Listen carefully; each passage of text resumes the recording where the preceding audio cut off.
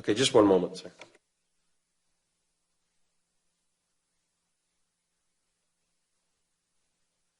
Okay, so the way we understand the motion is A is contingent on B, or B is contingent on A. So would you consider dividing A and B together, C on its own, 2 and 3 on its own? If A fails, then I would argue that B should normally fail as well. But if A passes, B could pass or it may not pass, depending on what council decides. Well, I'm the way that I'm reading it is that I believe. Just one moment.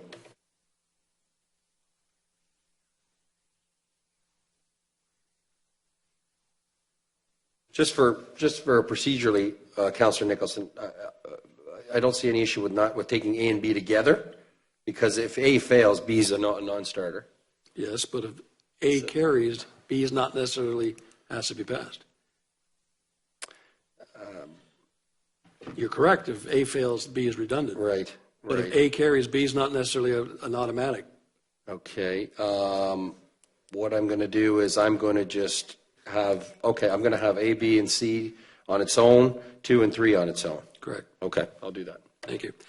To staff, my understanding is if council wishes to, or committee wishes to make a recommendation on a change of the procedural bylaw, what is the public notification process that has to be followed?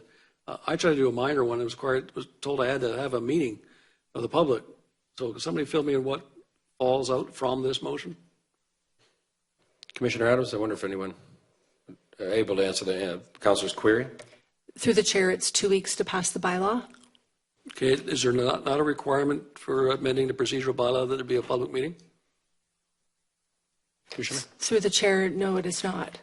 There's no requirement to amend it?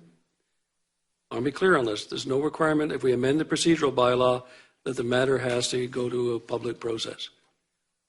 Not that I'm aware of, but for my review of the procedural bylaw.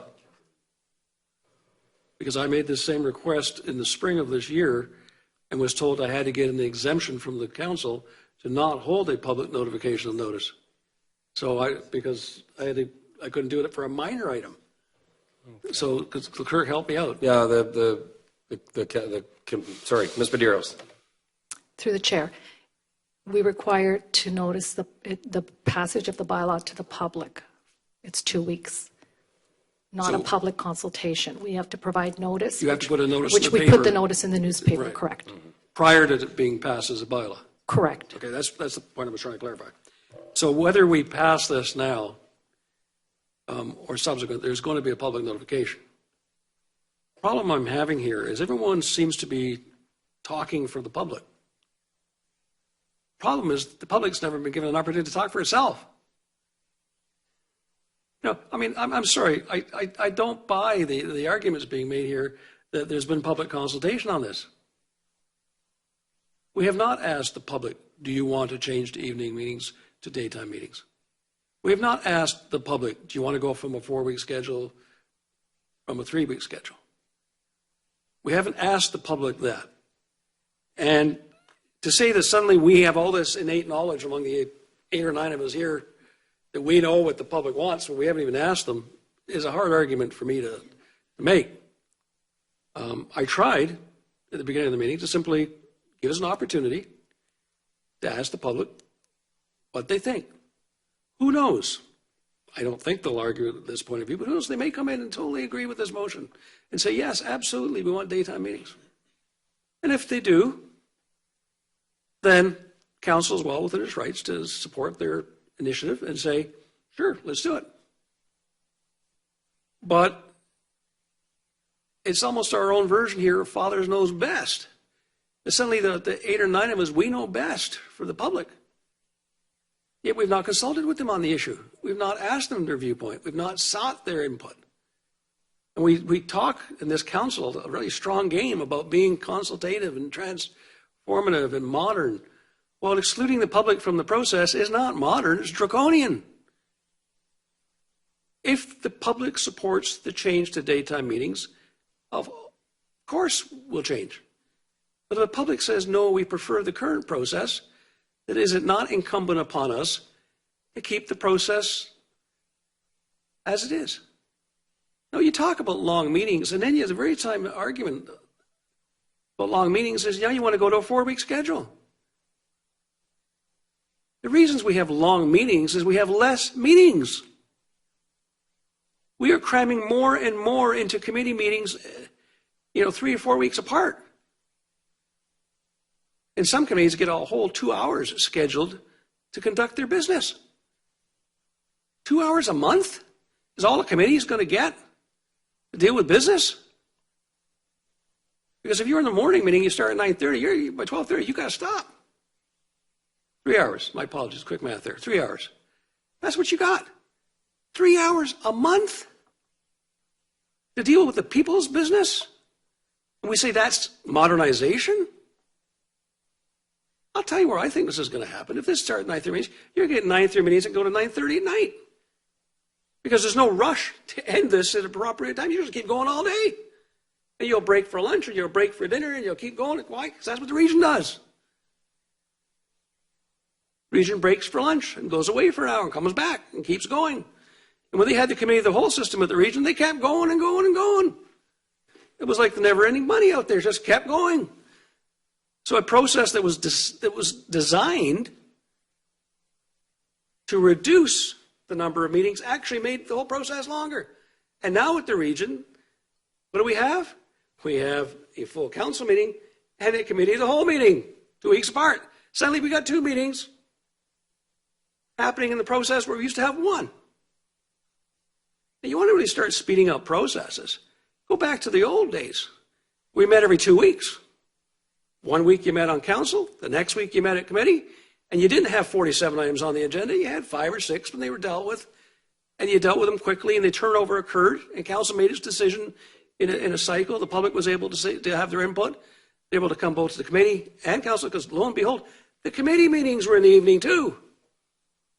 Anytime we've had a daytime meeting, other than staff, we're lucky if we have a half dozen people from the public here. But every time we have an evening meeting, we have far more. So why are we disregarding our own evidence? And those of us who are regional councillors, how many members of the public do we get out at a regional daytime meeting when there's not a major hoo-ha on an issue going on? You can fire a cannonball through the audience and not hit anything because there's no one there. It seats a couple of hundred, but no one ever shows up because it's not convenient. And as I said earlier, it's not about our convenience. I started on council in 1985, and I guess I've repeated this a few times. When we came back, we started at 6:30 at night. And many times the meetings didn't finish till 3 o'clock in the morning. But we still did the people's work because we knew we were expected to be there for those hours. It wasn't about let's finish the meeting as quickly as possible so we can get out of here. It was we will stay as long as it takes to do the people's business. And the argument's made you make bad decisions when you're tired. Good. Don't make bad decisions. Table the matter until you're ready to go again. If it's that serious a matter that you don't feel comfortable making the decision, stop voting yes for it. If you're not comfortable, vote no or table it and get a proper meeting held. Don't try and eliminate the public's right to be accountable. And it goes back to the one simple rule that I said at the very beginning. And I say this in all respect to everyone. We knew what the hours were when we ran for office. This is not modernization. This is reducing the role of council.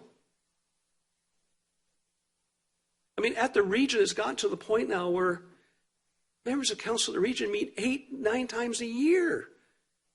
Because there's so many gaps and holidays and breaks that you're not even meeting 12 months a year all the time. And it's starting to get like this now, that we're meeting less and less often for shorter periods of time, and some see that as a positive. And I don't understand doing less work as a positive. I don't understand not involving the public more as a positive, because I see those as negatives. And I would suggest to you, respectfully, if you had campaigned on this issue and said that if you elect me, I'm going to reduce and eliminate evening meetings, the results on those ballot papers might have been significantly different. Can't guarantee that because I don't know the public view, but I have my own suspicion. I've been here 30 plus years, off and on. I don't recall ever getting a call from a constituent telling me, hey guys, you're working too hard. You know, your meetings are too accessible, that the process needs to be shortened down. You know, virtually every call I get on issues of access are arguing for more access, not less. And the voters want to know what you're doing before you decide, not after your decision. So trying to use the Webstream as a way to justify this process means that we're going to tell the public what we decided after we decided it, rather than seeking their input prior to us making the decision. Now, is that really the democracy we want? Is that truly the message that we want to send? That we only want your involvement afterwards? My God, we've done enough of that this term with issues blowing up after we made silly decisions and have to backtrack in reverse stream. I fear, my friends, that we're leaning with our chin again, once more into the fray. Road to 600. Well, you know what happened to them? You know, it's a mixed metaphor, but you get the point, yeah.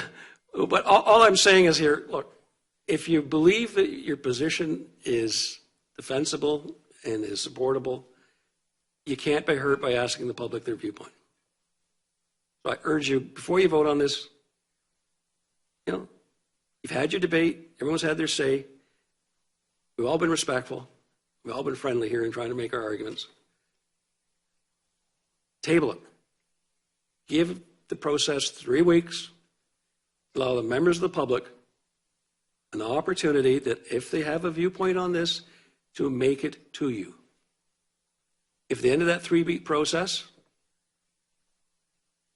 nothing's changed and there's no objections been raised and people aren't concerned, allow the ads to be put,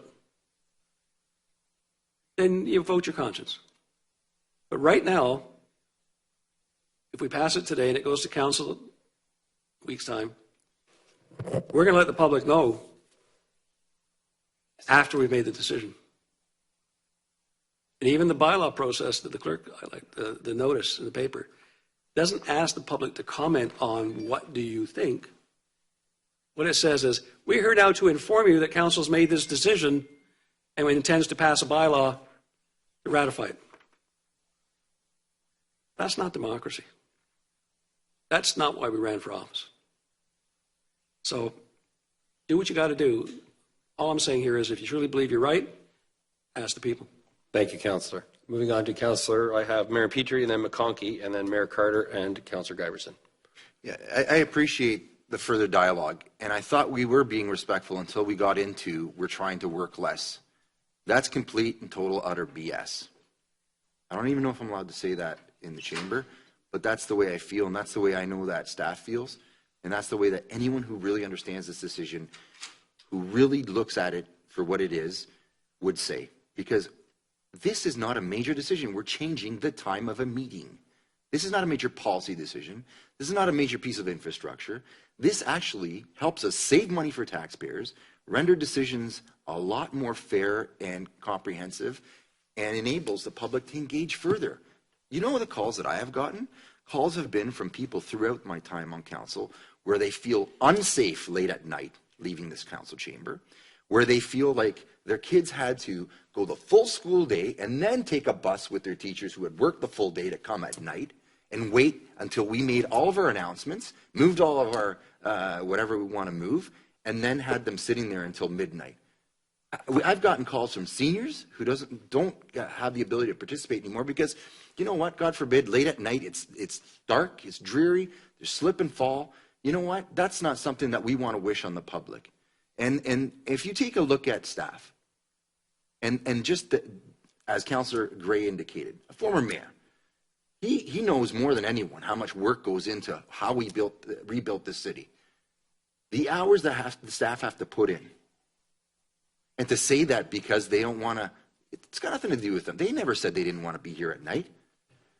What we're saying is it's better if we are here of clear mind during the day and engaging the process where, and I'll give you a situation where it was indicated before, we only have a half an hour before a meeting now to be able to get the answers. Can I ask through you to staff when the committee agendas, when the council agendas come out? How much time does council have between the time that we go to the meeting and the time that the agenda comes out? Ms. Medeiros? Through the chair, the agendas are published the Wednesday prior to the Monday council meeting. Okay, how many hours is that? Are we talking more than half an hour? Yes, I think we do. And so one of the things that I also want to touch on is there aren't any, public sort of shows of presence unless there is a hoo-ha, either at the region, at the city, or whatever municipality. We know that. The last council meeting, which occurred at 6:30 at night in Oshawa, had 15 people, 2 of which were my parents. There were 4 people that consisted of fire services, 2 of the fire association, that's 6. We had some, residents that come out. We had some people on animal issues, but the total was 15. So to my point before, if there's a major issue, we are going to have a public meeting at night. This does not preclude that from happening. Furthermore, I would just like to make sure that it's noted. We're going to be going to a budget process. There are going to be some councillors that are going to want to move millions of dollars in and out of the budget. Does the same argument apply that we should have a public meeting, public consultation on that one item?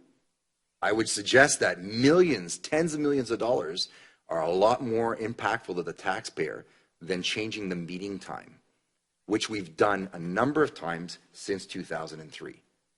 Furthermore, if the motion fails at committee and at council, I would welcome any councillor to bring a motion forward to have all of our meetings at night, increase the cost to taxpayers, further burden taxpayers from having to deal with coming out at night when they have family events, children's activities, and cost our staff time and in terms of professional services. Now, I'm being sarcastic and maybe facetious by saying that, but you know where I'm going here, Mr. Chair, and I'm being a little bit more passionate now than before in speaking to this, because it's not like we're reinventing the wheel. I find it disingenuous for anyone, regardless of whether they're friends, family, or foe, to say that, what's going on here? Well, we have this at the region. It starts at 9:30. A meeting starts at 9:30. I would, Mr. Chair, you're a lawyer. Have you ever gone into a courtroom at 12 o'clock at night? I mean, you don't have to answer that. I know that there isn't a judge that's going to sit at 12 at night. But these are the kind of decisions we're making. We're making very serious decisions late into the night. And like I said before, if you don't want to change the time, I'm fine with that, personally, me. I love the evening. I'm a very good functioning person at night.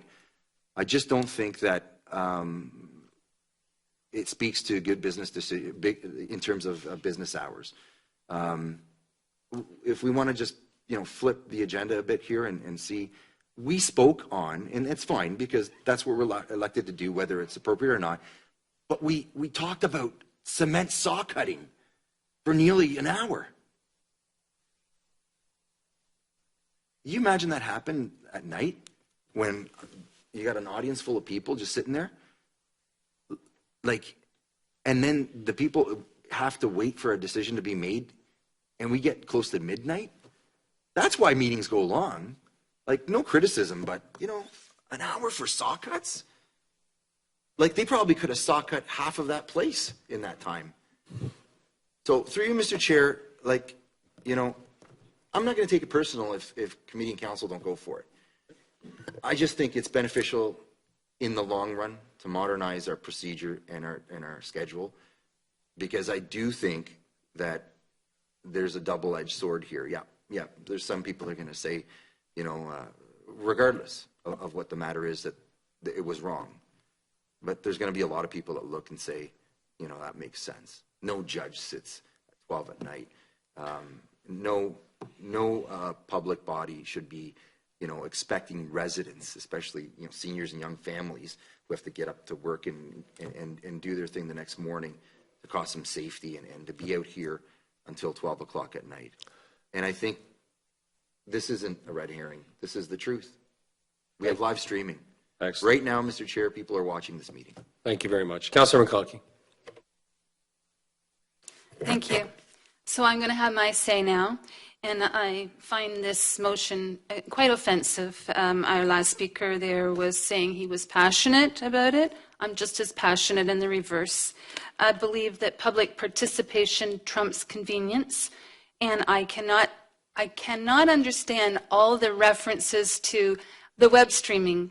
When I was on that issue almost a decade ago, and the number of delegations that had to be made to get this council to come around and do it, and then go to the region, the same thing. And the number of places in this motion that refer to the region is 10 times the size of the city of Oshawa, 10 times the budget. 8 municipalities were one of. And yes, I've seen those numbers in the Region Council Chamber, which when I was attending there on trying to slow urban sprawl in Columbus, there was also the delegations about the, what do you call the burn? The incinerator, thank you. And there were motions to constrain those delegations so that they had less time to speak. And every year now, it just gets to be more choked in how we have public participation allowed.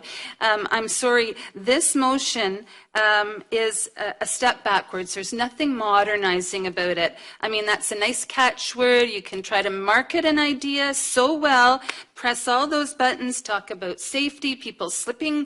We're living in Canada. We know that it gets dark earlier in the winter. We have ice and snow, but people that want to participate, they have to be engaged. And right now we have budget meetings that are only in the morning. We've done away with public participation with an evening council meeting, which has been a long-standing tradition. And I've heard, I mean, some will talk about the comments from the public that they've heard or not heard. I've heard a lot of complaints about that, tried to make motions to have public participation, questions asked, because we had town halls before our budget was released. People don't know any of that when they attended those lovely town halls, but the participation was low. We need to encourage more participation. We're not like a court of law. We're not like the region. We're unique in that we need to engage our residents to find out how we can improve this city. You have to go through major security to get into a court. You're not allowed to speak until you're, and you never have a group of people speak on one issue. It's adversarial. This here is where we say we want public engagement, transparency, accountability, but time and time again, it's diminishing. And I'm sorry, I'll finish my remarks with saying I find this very offensive. Thank you, Mayor Carter. First of all, good almost afternoon, Councillor Marks. Thank you, sir. I appreciate the opportunity. I appreciate the spirited conversation that's gone on in regards to this. I think one is I'll go back to Councillor Marin Pietri on the last council meeting. We have to add 6 of my church members that are here on our council meetings, because I have between 6 and 10 of our church members that come to our meetings for support. So that's part of the audience that was here. Our committee meetings seem to be well attended. We have a lot of conversation that goes on. As a matter of fact, good debate that goes on. As a matter of fact, I think that we have had more participation by the public in our committee meetings, which is very much encouraging. I know that our planning meetings will continue at nighttime, and I know that special meetings, if they are called, they can also be held at nighttime. So I'm comfortable with that aspect of it. I am concerned about the turnaround times. I know that my day, most days starts, and I'm just speaking on behalf. I knew what I was signing up for. Most of the time, my day starts at 5, and by the time we get done, especially on a council day, Most of the time, Councillor Gray is correct. It takes me a couple hours to go down because I'm hypoglycemic, so therefore I have to deal with a sugar issue late at night because I have some issues there. So it is troublesome for me, but I'm expected to be back here in the office first thing in the morning most days. And I know that my outreach is usually on a daily basis through the 7 days a week. I try and meet with university and college, high school people, faith communities, different organizations, so the public participation.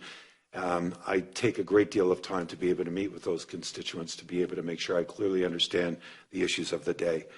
I'm in support of this because of the reason that I do believe that I make better decisions, and I think we make better decisions when we're well rested, clear thought, and that it gives us the opportunity to be able to move the people's business forward.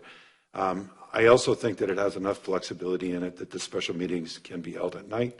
I think it also gives us an opportunity to be able to continue to see the participation on our committee meetings participate through the daytime. Federally, provincially, and municipally, a lot of them are with this particular schedule, and in my opinion, I just believe that this is a step in the right direction. I really am concerned about the turnaround time. I know that even in the movie business or the television business when I was in it, you had to pay a premium if the turnaround time was less than 8 hours, and so that got very expensive. And the reason why they put that penalty in there was to be able to make sure that people understood that rest also goes to safety, clear decisions, and productivity. So I'm in full support of this particular motion. I appreciate Councillor Marion Pietri bringing it forward, and I look forward to support of this particular motion as for recorded vote at the recorded time. Thank you very much, Councillor Giberson. Councillor Hurst, I wonder if you'd take the chair just for a moment.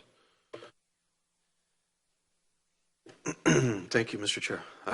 Just one other comment on this. The great news is that if council, sorry, two comments. I'll start with this one first, that this notice of motion has been out in the world for 2.5 weeks, and it hasn't spurred a revolt or a whole bunch of noise around it. So I don't know that this is something that's, the public is specifically very passionately connected to on a widespread level.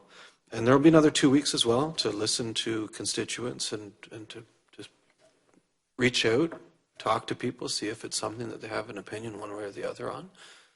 So there has been time to do that, and there will be time to do that yet before council makes a final decision on it. The other comment that I just wanted to say was that this isn't something that is eternally binding. If it doesn't work, we find that it's not working, we find that it's becoming a major barrier to effectively carrying out the city's business, we have a mechanism to go back to the evening meetings. It doesn't shut us out from that. So I'll be supporting it today, and I hope that members of council, when it comes to council, will keep an open mind. Thank you. Okay, thank you. Councillor Gray? Yes.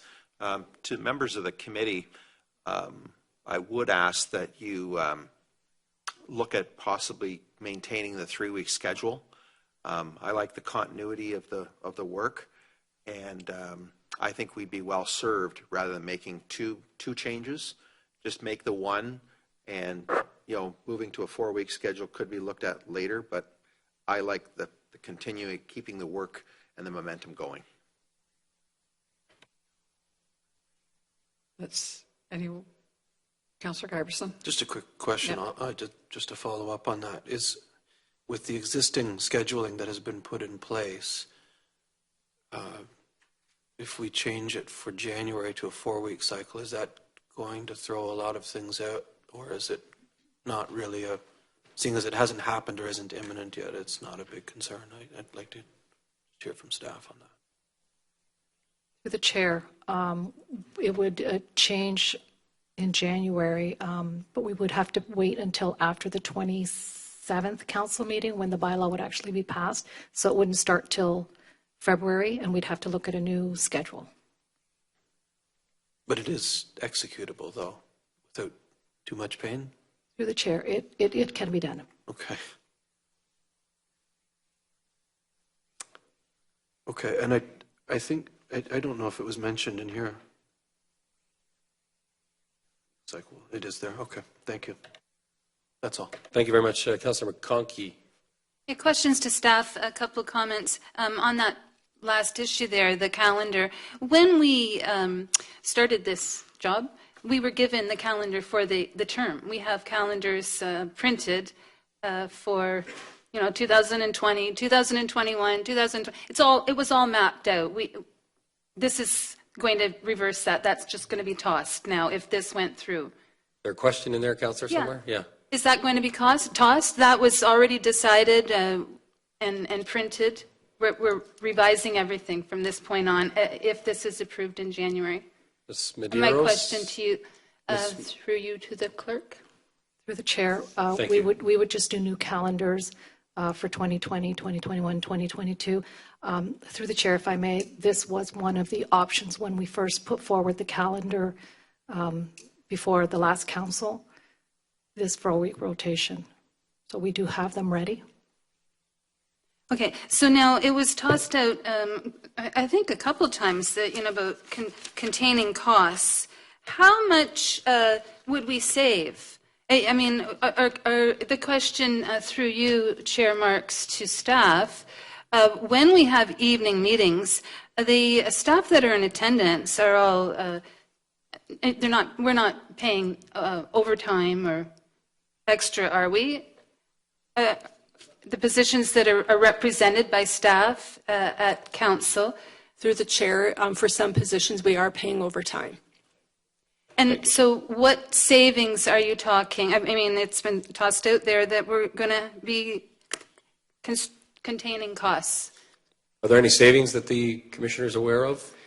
Through the chair, potentially there are some savings. We can't quantify them because it depends on the staff that are in attendance at the meetings, what reports are on the agenda, how lengthy the meetings go. There's a lot of variables that we would need to consider. Yeah, just to clarify, nothing's been done formally because this is a referral from council.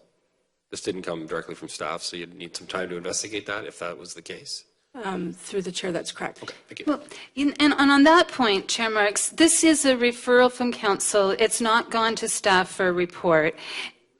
That happens, I think, quite regularly now, that there's the opportunity there to have a more fulsome discussion. I mean, this is interesting. We are deliberating it to a point here this morning, but like finding out things like that. I mean, because I've looked around at council chamber and wondered, why are all the staff here sitting through this when really it's only going to be one department? But the other point is we have, as Councillor Marin Pietri said, we have to have public planning meetings in the evening. We're not going to change that. Doesn't that tell you something? I mean, there's no plan to change any public meeting about a telecommunications tower or a plan of subdivision. Because why? Because that's when the public come. And truly, if you want a group of people to come, it takes time to go through delegations. Whether it's an issue on a public planning meeting, a telecommunications tower, or something that's on the agenda for a council meeting. Yes, it can be messy. We knew that when we ran for the position, and it's so not comparable to a business job, a lawyer's job or any other, because people have regular set hours. In my previous career, there were erratic hours, and I kind of consider this job very similar, a people business where you want to engage people, find out and try to get improvements. It's not business hours that we run, it's people hours, like a people business. And I guess I'm finished again. Thank you. Thank you, Councillor Nicholson. Just be cognizant, sir, of Rule 25.2 that 5 minutes for the speakers that are going to continue to speak to the motion. I'm going to ask a couple questions. Just to understand, I guess I have to direct, I think I have to direct this to the city manager. So I'm giving him a heads up that it's coming his way. Is there a direction from yourself or your predecessors as to which staff members are required to attend at council meetings? Mr. Ralph, good afternoon. Thank you, Chair Marks. It really depends, to Councillor Nicholson, it really depends on the report that's being brought forward. and up to the commissioner to decide who they bring to the particular meeting to be able to answer any questions that may arise from the debate. Okay. Is it a requirement that the commissioners be present? Through you, Chair Marks, for council meetings? Yes. Absolutely. Yeah, I would expect that. They'd love me to say no, but the answer is I expect them to be here, yes. Of course, and the same would apply to the statute officers, treasurer, legal staff, et cetera? Through you, Chair Marks, not all statutory officers, for example, the fire chief or the chief building official may not be required to be here, but certainly commissioners and the clerk would need to be here. And would the legal staff have to have a representative present? Through you, Chair, as a member of CLT, yes. All right. The reason I raised those questions to members of council is the argument's been made that somehow we're aiding staff with this decision. What we're doing is once every 3 weeks or 4 weeks, depending what we decide, we're going to wipe out from all our senior staff in CLT to complete workday. You know, rather than them working during the day, dealing with their business, our lawyers dealing with courts, our commissioners are going to be sitting in this chambers all day. And then they're going to have to go back to their offices after the council meeting and hopefully try and catch up. So the argument about overtime, the argument about stress on our staff, it's a hard argument to make if staff are sitting in the council chambers on a Monday. So I think it's a trade-off. I think it's whether they come in the evening after their workday or they come in the morning and attend council, then have to work later to catch up. I think we have to just recognize that it's not the panacea in that particular scenario that we think it is. I remember a case, and I just want to try and deal with the one item, and I want to address one procedural matter.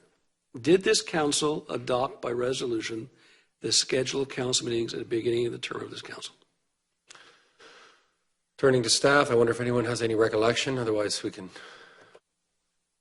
Ms. Medeiros? Through the chair, it was with the previous council. Was the previous, we were just talking about it, we weren't sure who actually moved the motion.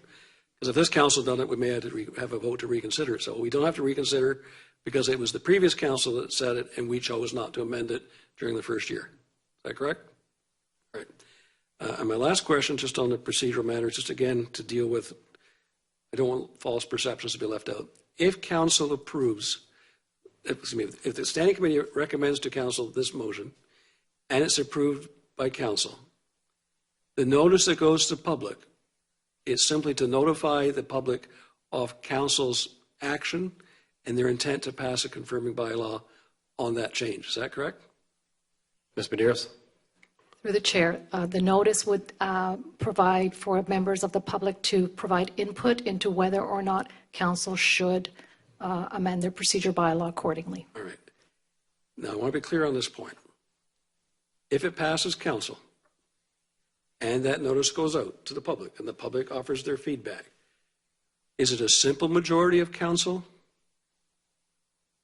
at the subsequent meeting to deal with this change, or is it a 2/3 required if council did not want to pursue the issue after the public input? It would be a reconsideration of a council decision, but passing of the bylaw would be, if council does not wish to pass the bylaw, then it would vote against passing the bylaw. So if we passed a motion, it went to the public through notice, public offered their comments, and council wishes to amend or change the recommendation, council would have to secure 8 votes of council to do that. Is that correct? Through the chair, it would be to reconsider anything that's in the bylaw, in the motion. Yes. But if, once the bylaw is in front of council, council votes yes or no on the bylaw. So we couldn't amend it. We could only kill it by majority vote. That is correct. Right. And the reason I asked that question, again, specifically to deal with the issue that everyone says, we hear from the public between now and the pass of the bylaw, we can always change it. But the onus changes. Right now, it's a simple majority. 6 out of 11 votes, or if just people are missing, maybe a lower number even, is required to make the change. But if we make the change prior to going to the public, now it's 2/3. Unless you want to kill the whole process and go back to square one. And I guess what I'm saying here is that doesn't strike me as being the best course of action. And again, put to you, why would we not want to, if you have to do it, pass it to the committee. And then before it goes to council for a final ratification vote, change the procedural process to allow the public to have their comment at that point in the process before council votes up or down on the process. At least then you have a chance for the public to have its say prior to the final decision, and you have a simple majority vote as it stands today. If you follow the current process, or members of council who could be hardwired to their position could end up overruling 7 other members of council who don't want to support that position. And that's hardly democracy. We've had that happen a couple of times in this term already on old procedural bylaws and old procedural issues. I draw your attention to when we asked the representative of the fire union to speak. Vast majority of council wanted to hear. 4 members didn't. They weren't heard. So again, if you believe in your position, I simply ask you to consider the process that it adopted in principle at committee. I think I can read the votes here. But before you go and pass it to council, allow the notice to be put. Thank you. Councillor Kerr, and then maybe I'll have a comment and we'll commence the voting.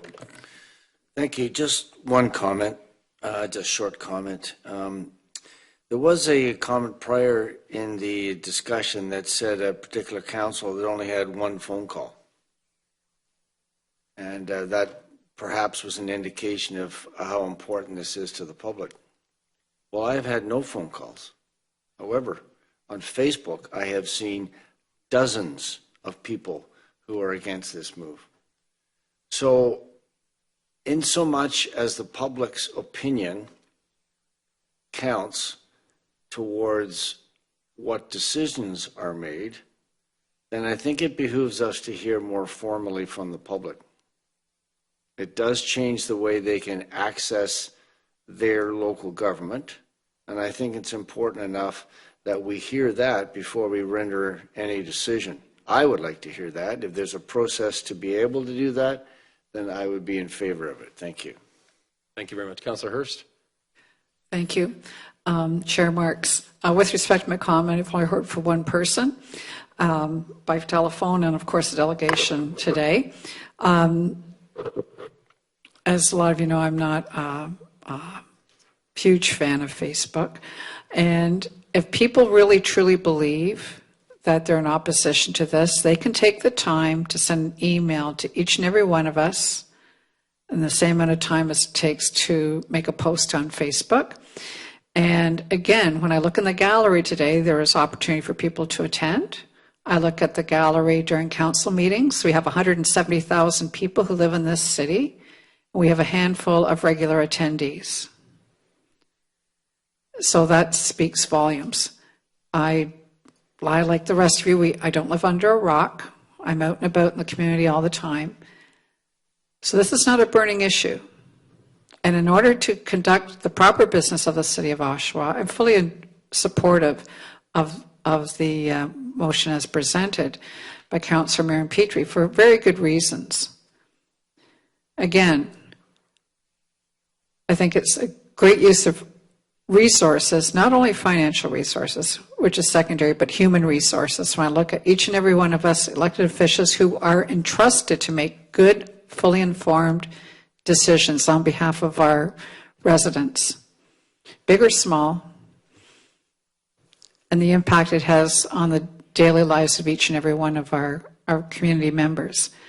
And again, I realize that our staff, they are here every day, but they're all very, very busy people. And I know they have excellent time management skills. And even though CLT may be sitting in council meetings, I know that they're, from time to time, they're diligently on communicating with and checking on their other duties that are going on around them and reports that are being provided to them by their support staff, etc. So at the end of the day, it makes very good use of everyone's time. It's not the end of the world to try this. Really, the world is not going to fall apart. The sun's going to come up tomorrow morning. So I would truly appreciate having the opportunity to make a change. I think this is a positive change. If this gallery was full every meeting in the evening sessions, I'd say, no, don't change it. But that is not being demonstrated to me in any way, shape, or form. So I would like us to go ahead. I want to give this a shot. I know the mayor has already indicated he'd like to have a recorded vote on this. And we have, when meetings go on this long, I have indicated to other people that sometimes maybe we talk too much, and this is why our meetings go too long. And I do love to talk, as a lot of you do know, but I know that I do not have to speak again and again and again and reiterate the same motions, points that have already been brought forward.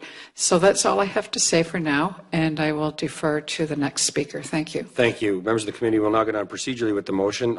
Upon review of Councillor Nicholson's request to divide the motion, under Rule 28A, I'm only going to divide A, B, C2 from 3. And that is the only division that I'm willing to accept from the committee on the predication of Rule 28A. Councillor Nicholson.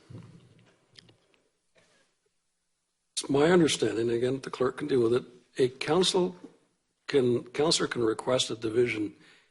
It is not up to the chair to decide whether the item can be divided or not. Well, under 20, I disagree, sir. Under 28A, when a motion under consideration contains 2 or more distinct parts upon request, there's nothing distinct about A, B, C, and 2.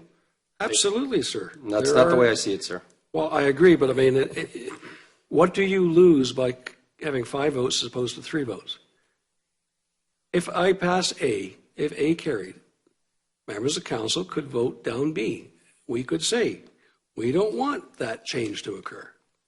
We could vote down C. We could say, we don't want that to change. We want the region to change.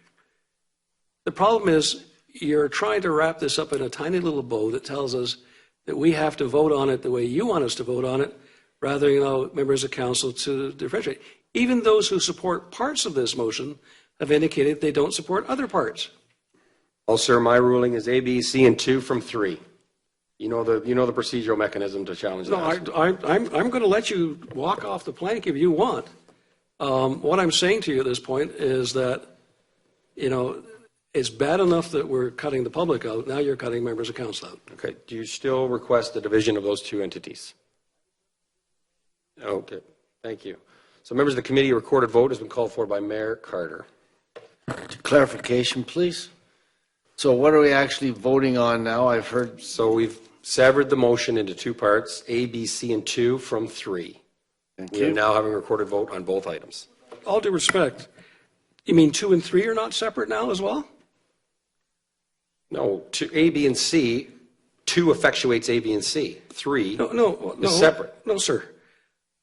A, B, and C change the start time of meetings and the dates of. And that would, in turn, 2 change the bylaw. 2 changes it to a 4-week cycle.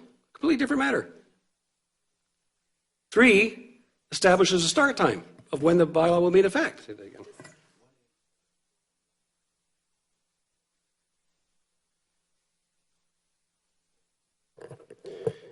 Okay. So A affects council and 2 is the standing committee.